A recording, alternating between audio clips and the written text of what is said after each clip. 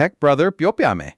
Android 17 အသစ်မှာ Google က AI ကိုသုံးပြီးလုံခြုံရေးကိုအဆင့်မြင့်တင်လိုက်ပါတယ်ဖုန်းကြားတဲ့ပါတဲ့ AI ကအန်ဒီယာတွေကိုကြိုတင်သိရှိနိုင်ပါပြီ Android 17 မှာ AI အခြေခံလုံခြုံရေး feature အသစ်3ခုပါလာပါတယ်ပထမ feature က Live Threat Detection ပါဒါက AI ကိုသုံးပြီးသင်ဖုန်းထဲ app တွေရဲ့အပြုအမူကိုအချိန်နဲ့တပြေးညီစောင့်ကြည့်ပါတယ်တချိန်ကစိတ်မရှိခဲ့တဲ့ app တစ်ခုကရုတ်တရက်တန်တရားဖြစ်ဖွယ်လို့ရင် AI ကချက်ချင်းသိပြီးအသိပေးပါတယ်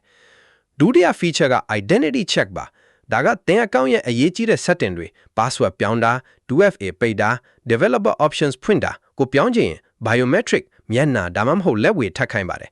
ဖုန်းကိုတခြားသူကင်ပြီးပြောင်းလို့မရအောင်ကာကွယ်ပေးတာပါတတိယ feature က theft detection lock ပါဒါက AI ကိုသုံးပြီးဖုန်းကိုတယောက်ယောက်ကလူယူသွားတာကိုသိရှိနိုင်ပါတယ်ပြေးတဲ့ပုံစံဖုန်းကိုလူယူတဲ့ပုံစံ Facebook dating နဲ့ internet ကိုအားကိုးတဲ့အလုပ်တဘာဝမကြပါဘူးဒီ feature အသစ်တွေအကုန်လုံးကသင်ဖုန်းပေါ်မှာပဲအလုပ်လုပ်ပါတယ် on device ဆိုလိုတာကသင်ရဲ့ data တွေ internet ကိုမသွားဘူးကိုယ့်ကိုယ်တာလုံခြုံပါတယ် theft detection lock အကြောင်းစိတ်ဝင်စားစရာအချက်ကဒီ feature ကိုသင်ကိုယ်တိုင်ဖွင့်စရာမလိုပဲအလိုလျောက်အလုပ်လုပ်ပါတယ်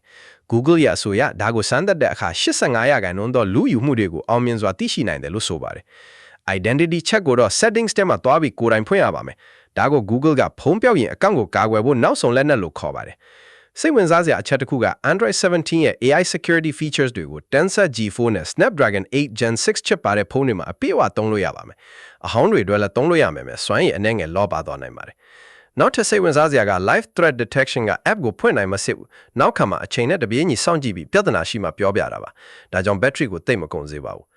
ဒါကြောင့် Android 17 မှာ AI ကသင်ဖုန်းကိုကာကွယ်ပေးမဲ့နည်းလမ်း3ခုက Live Threat Detection, malware ရှာတာ